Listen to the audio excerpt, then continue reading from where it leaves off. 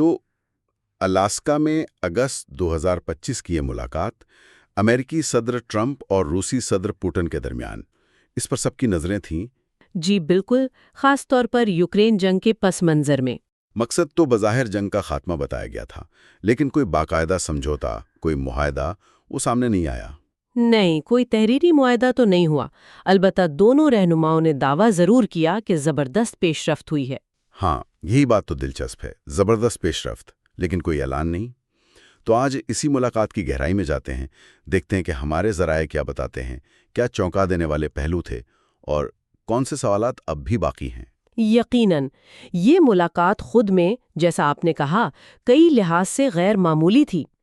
یہ نہیں بھولنا چاہیے کہ 2022 میں یوکرین پر حملے کے بعد صدر پوٹن کا کسی مغربی ملک کا یہ پہلا دورہ تھا۔ اچھا، یہ پہلو اہم ہے۔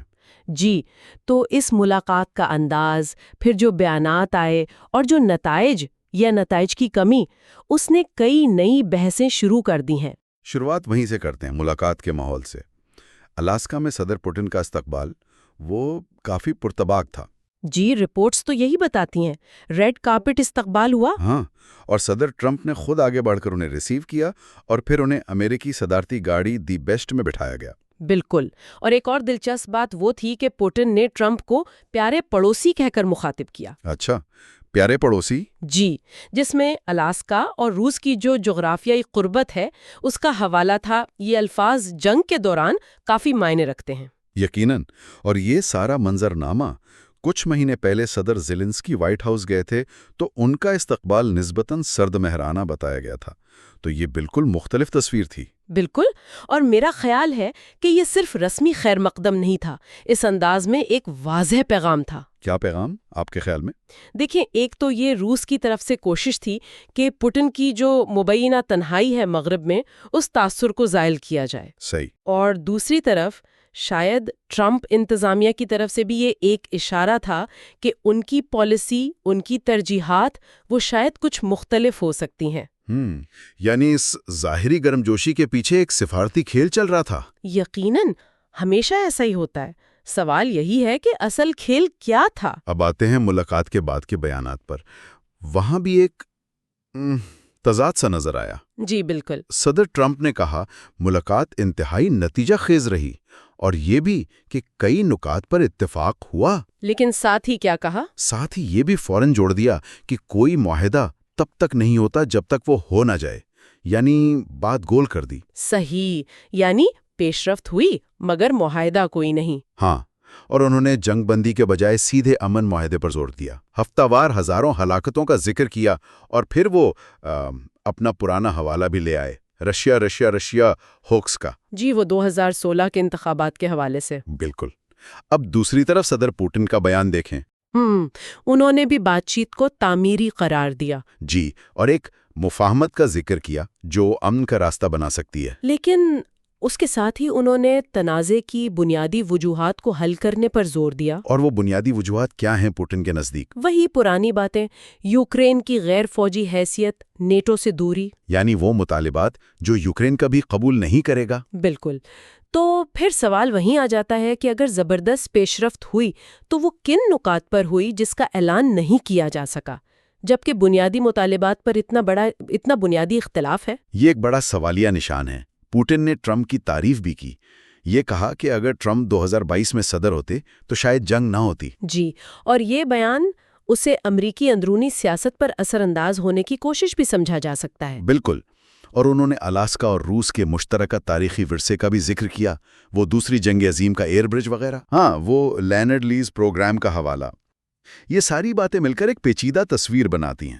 ایک طرف برادر یوکرینین قوم کا ذکر، دوسری طرف اپنی شرائط پر سختی سے قائم رہنا۔ اچھا، اب ان مبینہ مطالبات پر آتے ہیں جن کی کچھ ذرائع نے خبر دی، جیسے دی گارڈین نے رپورٹ کیا۔ جی، یہ بہت سنگین رپورٹس تھیں۔ کہا جا رہا ہے کہ پوتن نے یہ تجویز دی کہ اگر یوکرین ڈونیٹسک اور لوہانسک کے پورے علاقوں سے دستبردار ہو جائے۔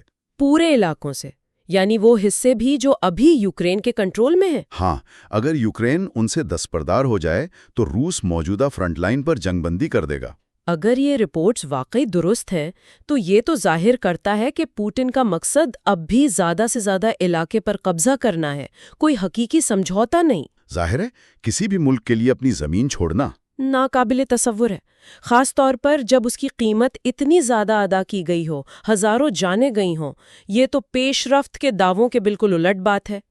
اس ملاقات پر رد عمل بھی بہت مختلف رہا دنیا بھر میں۔ بالکل بٹا ہوا رد عمل تھا۔ روس میں تو جیسے جشن کا سماں تھا، اچھا، ماسکو نے اسے ایک بڑی سفارتی فتح قرار دی۔ بالکل ان کے نقطہ نظر سے تو یہ فتح ہی تھی جی، کہ پوٹن مغربی سرزمین پر گئے، ٹرمپ سے ملے، کوئی رعایت نہیں دی اور کوئی نئی پابندی بھی نہیں لگی۔ سابق صدر میدویدیف نے کہا کہ جنگ کے دوران بھی مذاکرات ہو سکتے ہیں، اور وزارت خارجہ کی ترجمان زخارووا، انہوں نے تو ریڈ کارپٹ استقبال کو روس کی تنہائی کے خاتمے کا ثبوت قرار دے دیا۔ کہ دوسری طرف مغرب اور یوکرین میں ملا جلا رد عمل تھا۔ کیسا؟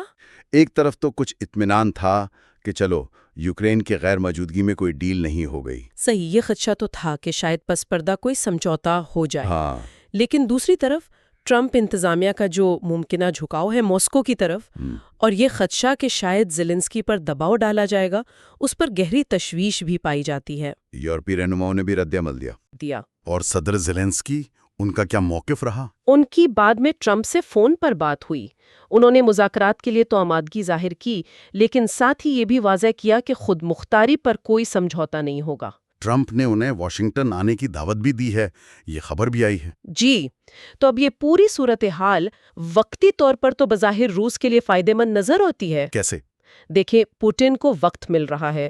مغرب میں یوکرین پالیسی پر جو ممکنہ اختلافات ہیں امریکہ بمقابلہ یورپ یا خود امریکہ کے اندر، ان کو ہوا مل سکتی ہے۔ ہتھیاروں کی فراہمی کا معاملہ بھی ہے۔ بالکل، اگر یوکرین کو ہتھیاروں کی فراہمی سست پڑتی ہے اور روس اپنی اندرونی پیداوار بڑھاتا ہے تو میدان جنگ کا توازن بدل سکتا ہے۔ تو اب بڑا سوال یہ ہے کہ واشنگٹن میں زیلنسکی پر کتنا دباؤ ڈالا جائے گا؟ یہی سب سے اہم سوال ہے، اور یہ بھی کہ اگر یہ پوری امن کی کوشش ناکام ہوتی ہے تو ٹرمپ انتظامیہ اس کا ذمہ دار کسے ٹھہرائے گی؟ روس کو یا یوکرین کو؟ پوٹن کے لیے گرم جوشی اور زیلنسکی کے لیے ماضی کی سرد ماہری، کیا یہ کوئی اشارہ ہے؟ ممکن ہے، یہ کیا سرائیاں تو ہو رہی ہیں۔ تو یہ ملاقات اپنے پیچھے کئی اہم سوالات چھوڑ گئی ہے۔ بہت سے سوالات۔ وہ کون سے کئی نکات تھے جن پر مبینہ طور پر اتفاق ہوا؟ ٹرمپ کا اگلا ٹھوس قدم کیا ہوگا؟ کیا وہ واقعی زیلنسکی پر دباؤ ڈالیں گے کہ وہ پوٹن کی شرائط مان لیں؟